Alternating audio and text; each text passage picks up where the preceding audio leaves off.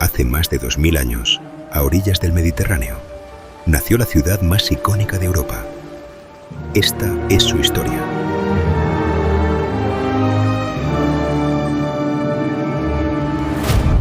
Entre los años 15 y 13 a.C., los romanos buscaban el mejor sitio para fundar una colonia entre las prósperas Ampurias y Tarraco.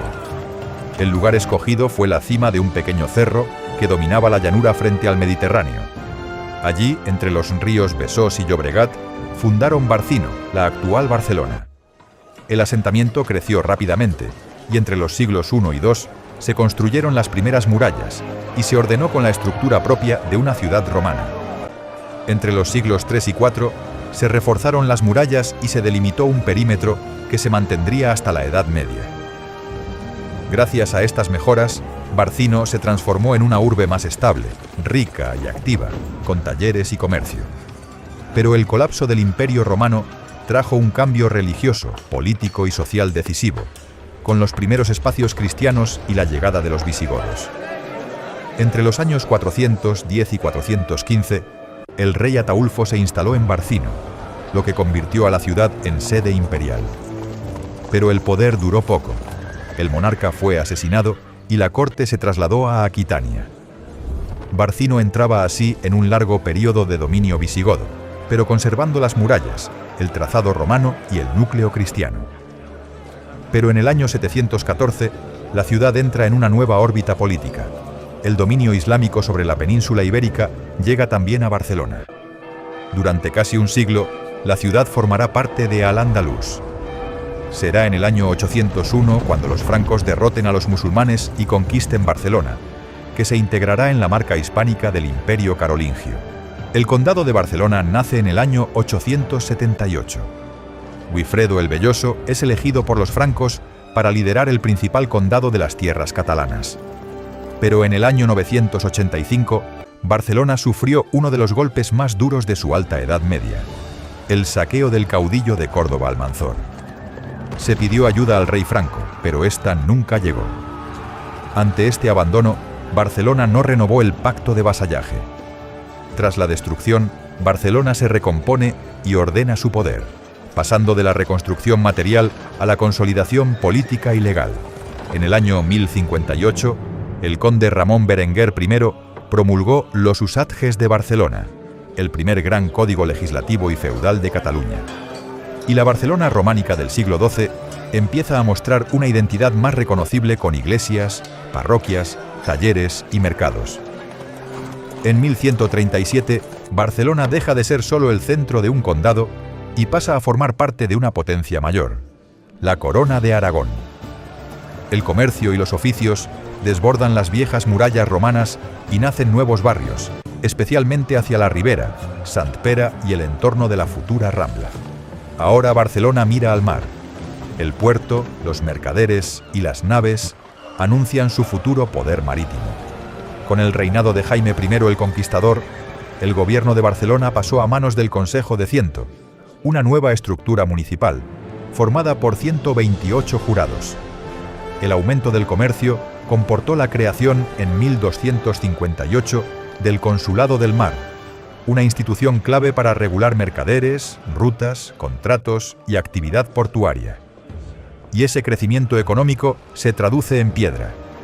La ciudad necesita ampliar su perímetro defensivo para integrar los nuevos barrios y construye las primeras grandes murallas medievales. En el año 1283, durante el reinado de Pedro el Grande, se celebraron en Barcelona las primeras Cortes catalanas, con el objetivo de elaborar una constitución o estatuto, lo que dio origen a la Generalitat de Cataluña. Barcelona ya es una ciudad amurallada, comercial e institucional. Ahora su poder también empieza a elevarse en piedra. La construcción de la catedral gótica marcará el corazón religioso y monumental de la ciudad medieval. Y en la Ribera, el barrio mercantil y marinero, el pueblo y los comerciantes impulsan la construcción de otro símbolo del gótico catalán, Santa María del Mar. Barcelona vive su gran momento, pero a mediados del siglo XIV, la ciudad sufre una de las peores crisis de su historia: la peste negra. Después del golpe demográfico y social de la peste, la ciudad recupera poco a poco su pulso comercial y marítimo. El foco se desplaza hacia el frente de mar y las drassanes reials, uno de los grandes símbolos del poder naval de la Barcelona medieval. Y a comienzos del siglo XV, la ciudad muestra ya una imagen plenamente gótica. La catedral, Santa María del Mar, la Llotja, palacios, conventos, monasterios, calles mercantiles, mercados, grandes murallas, el puerto y una vida urbana intensa conectada al Mediterráneo. En 1410, una Barcelona en plenitud entra en una etapa de incertidumbre política. La muerte sin heredero de Martín el Humano abre una crisis dinástica que culminará en el compromiso de Caspe. La ciudad consigue superar la crisis dinástica, pero décadas después queda atrapada en una fractura interna mucho más profunda. Monarquía, instituciones catalanas, nobleza, ciudades y campesinado chocan en la Guerra Civil Catalana de 1462. La conquista de América, en 1492, pone fin a la Edad Media y desplaza el comercio europeo hacia el Atlántico. La monarquía se traslada a Castilla, mientras que Barcelona queda en manos de un virrey. En el año 1640, la guerra que Felipe IV de Castilla mantiene contra Francia implica una gran carga económica, y la población catalana se rebela. Comienza la Guerra dels Segadors, un conflicto que durará 11 largos años y durante el cual la ciudad sufrirá un asedio de 14 meses. Como consecuencia de esta guerra, en el año 1659, España y Francia firmaron el Tratado de los Pirineos, en el que los condados del Rosselló, el Conflent y una parte de la Cerdaña pasaban a manos francesas.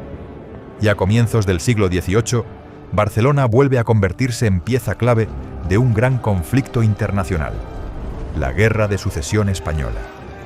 Europa se dividió entre los partidarios de Felipe V de Borbón, a quien apoyaban los castellanos, y los partidarios del archiduque Carlos III de Austria, a quien apoyaban Inglaterra, Portugal y los Países Bajos. En esta balanza, Cataluña se posicionó a favor del archiduque de Austria, con el fin de mantener sus estatutos propios.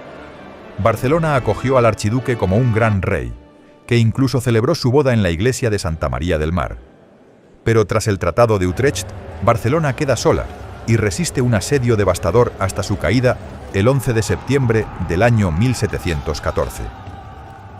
Tras la derrota, Felipe V abolió el Consejo de Ciento, la Generalitat y las universidades catalanas, e impuso un decreto de nueva planta que anulaba las antiguas libertades y derechos.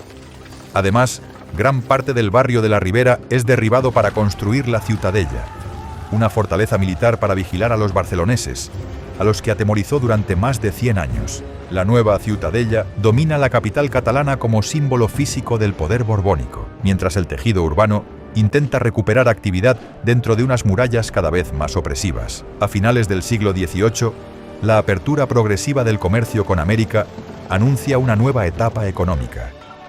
Barcelona sigue amurallada y vigilada, pero el dinamismo del puerto alimenta una gran transformación y preparará el camino hacia la industrialización.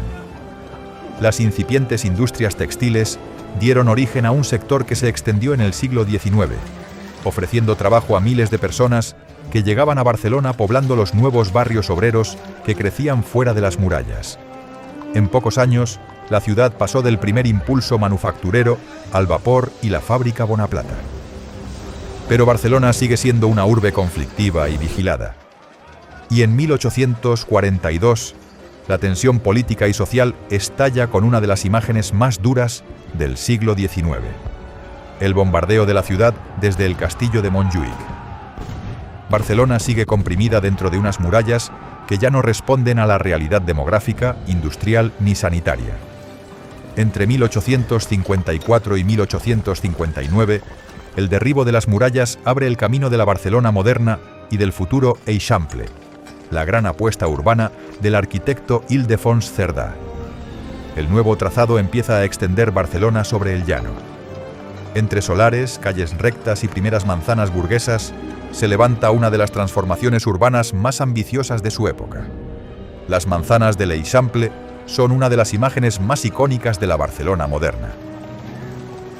en 1882, nace una obra destinada a convertirse en el gran icono espiritual y arquitectónico de la ciudad, la Sagrada Familia. Y en 1888, Barcelona da otro salto decisivo. Se presenta al mundo como ciudad moderna con la Exposición Universal, transformando la antigua zona de la Ciutadella en un gran espacio urbano, monumental y cosmopolita. Barcelona entra en una de sus etapas visuales más reconocibles, el modernismo. El Eixample se convierte en escaparate de la nueva burguesía industrial, y arquitectos como Gaudí, Domènech y Montaner, y Puig y Cadafalch convierten la ciudad en un laboratorio arquitectónico único. La Barcelona elegante del Eixample convive con una ciudad obrera cada vez más tensa. Bajo las fachadas modernistas, la desigualdad y la presión social estallan. A finales de julio de 1909, estalló una huelga general que derivó en una revuelta popular conocida como la Semana Trágica. En 1914, la creación de la Mancomunitat de Catalunya devuelve una forma de unidad administrativa catalana por primera vez desde 1714. Barcelona entra de lleno en la modernidad. La ciudad se pavimenta, se electrifica, mejora sus infraestructuras y abre una nueva etapa de movilidad con el nacimiento del metro, símbolo de una metrópoli industrial que ya no solo crece en superficie, sino también bajo tierra. Y en 1929, la ciudad vuelve a proyectarse al mundo con la Exposición Internacional de Montjuïc, transformando la montaña en un gran escenario monumental. En 1931, Barcelona vive una jornada histórica. Francesc Macià proclama la República Catalana desde el balcón del Palau de la Generalitat. Pero el estallido de la Guerra Civil Española, en el año 1936, causó heridas profundas y dolorosas en la ciudad, que apoyó al bando republicano. Durante 3 días de marzo de 1938, Barcelona fue bombardeada por la aviación italiana, aliada de Franco. En 1939, las tropas franquistas entran en la capital catalana. En 1940, el fusilamiento de Lluís Companys simboliza el inicio de una larga etapa de represión política, cultural y lingüística. Tras los años más duros de la posguerra, Barcelona empieza a reactivarse en los años 50. La instalación de SEAT en la zona franca simboliza una nueva etapa: industrialización franquista, crecimiento metropolitano y migración obrera. La llegada masiva de población y la necesidad urgente de vivienda transforman el área metropolitana. Nacen y crecen barrios periféricos. La Barcelona de los años 70 se moviliza por la democracia, la recuperación de las libertades y el retorno de las instituciones catalanas. Tras la muerte de Franco en 1975, se inicia una nueva etapa política que culmina con la restauración de la Generalitat de Catalunya en 1977. En 1979, después de 4 décadas de dictadura, Barcelona vuelve a elegir alcalde y la Casa Gran recupera su papel como centro de gobierno democrático de la ciudad. En 1986, la elección como sede de los Juegos Olímpicos de 1992 abre una nueva etapa. La ciudad convierte su recuperación política en un gran proyecto metropolitano, urbanístico e internacional. Montjuïc, la Vila Olímpica, el Frente Marítimo, las rondas, el puerto, el aeropuerto y los transportes cambian la ciudad. En 1992, Barcelona se presenta al mundo como una metrópoli mediterránea moderna, abierta y recuperada para el mar.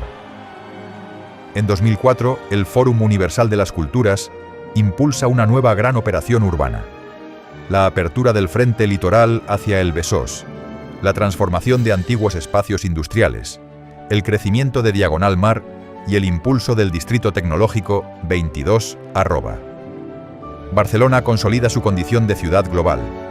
La ciudad combina turismo masivo, patrimonio, innovación, puerto, tecnología, cultura urbana y una sagrada familia cada vez más reconocible en el skyline internacional.